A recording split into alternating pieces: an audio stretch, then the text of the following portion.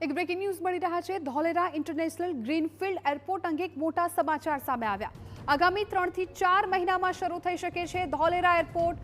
કેન્દ્રીય ઉડ્ડયન પ્રધાન રામ મોહન નાયડુએ કરી છે આ જાહેરાત। દેશનું પ્રથમ સિવિલિયન વિમાન પણ ધોલેરામાં તૈયાર થશે। ખૂબ મહત્વપૂર્ણ જાણકારી મળી રહી છે। C295 બાદ સિવિલિયન વિમાન પણ ગુજરાતમાં થશે તૈયાર। અદાણી એવિએશન અને ભારત સરકાર દ્વારા ચાલી રહી છે કામગીરી। ધોલેરા અને સાણંદમાં તૈયાર સેમિકન્ડક્ટર સહિતની બાબતોને આંતરરાષ્ટ્રીય કક્ષાએ જોડવા ખૂબ અગત્યનું સાબિત થશે ધોલેરા एयरपोर्ट। मुंबई जैसे शहर में तीसरा एयरपोर्ट का भी प्लानिंग अभी चल रहा है, तो आप सोच सकते हैं कि एयरपोर्ट कितना आवश्यक है हमारे अर्बनाइजेशन में या सिटीज़ के ग्रो करने के प्लानिंग में। तो उसके लिए जो अहमदाबाद का है उसका एक सेकंड एयरपोर्ट का काम धोलेरा एयरपोर्ट एक कर सकता है। जिस तरह के एक सीमलेस कनेक्टिविटी अहमदाबाद के साथ भी ये दे रखा है। तो हमारा जो प्रयास है कि इसको 3 महीने के अंदर ख़त्म करने का, तो वही टाइमलाइंस हमने कॉन्ट्रैक्टर्स को या फिर हमारे एयरपोर्ट अथॉरिटी ऑफ इंडिया को, स्टेट गवर्नमेंट को, सबको बोल रखा है।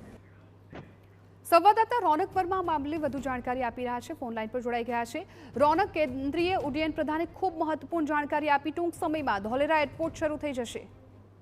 जी बिल्कुल थी धोलेरा एरपोर्ट के जे वडाप्रधान नरेंद्र मोदीનું સ્વપ્ન છે અને તેને લઈને ખૂબ ઝડપથી કામગીરી છે તે ચાલી રહી છે। તે અંગે જ કેન્દ્રીય ઉડ્ડયન મંત્રીએ થોડીવાર પહેલા જાહેરાત કરી છે કે આગામી 3 થી 4 મહિનામાં જે એરપોર્ટ છે તે કાર્યરત થઈ શકે છે। તેનું તમામ જે નિર્માણ કાર્ય છે તે અંતિમ તબક્કામાં ચાલી રહ્યું છે। ન માત્ર એટલું પરંતુ અગાઉ જે પ્રકારે વડોદરામાં ટાટા દ્વારા C295 તૈયાર કરવામાં આવ્યું છે તેમજ હવે જે સિવિલિયન વિમાન છે તે પણ અમદાવાદ એટલે કે ધોલેરામાં તૈયાર થાય તે પ્રકારની ગતિવિધિઓ છે તે ભારત સરકાર દ્વારા કરવામાં આવી રહી છે। એટલે કે મેક ઇન ઇન્ડિયા તરફ જે વડાપ્રધાન અને કેન્દ્ર સરકાર કામ કરી રહી છે તે તરફ આ ખૂબ મોટું પગલું કહી શકાય। અને ખાસ કરીને ધોલેરા અને સાણંદમાં જે પ્રકારે સેમિકન્ડક્ટર હબ તૈયાર કરવામાં આવ્યું છે તેને વૈશ્વિક કક્ષાએ જોડવા માટે આ એરપોર્ટ છે તે ખૂબ અગત્યનું સાબિત થઈ શકે છે। બિલકુલ રौनक, આભાર સમગ્ર માહિતી બદલ। તો દેશનું પ્રથમ સિવિલિયન વિમાન પણ તૈયાર થવાનું છે અને સાથે જ આગામી 3 થી 4 મહિનામાં ધોલેરા એરપોર્ટ છે શરૂ થઈ જશે। ધોલેરા ઇન્ટરનેશનલ ગ્રીનફિલ્ડ એરપોર્ટ છે એ હવે ટૂંક સમયમાં શરૂ થવા જઈ રહ્યું છે। કેન્દ્રીય ઉડ્ડયન પ્રધાને આજે આ ખૂબ મહત્વપૂર્ણ જાહેરાત કરી છે। અદાણી એવિએશન અને ભારત સરકાર દ્વારા કામગીરી ચાલી રહી છે।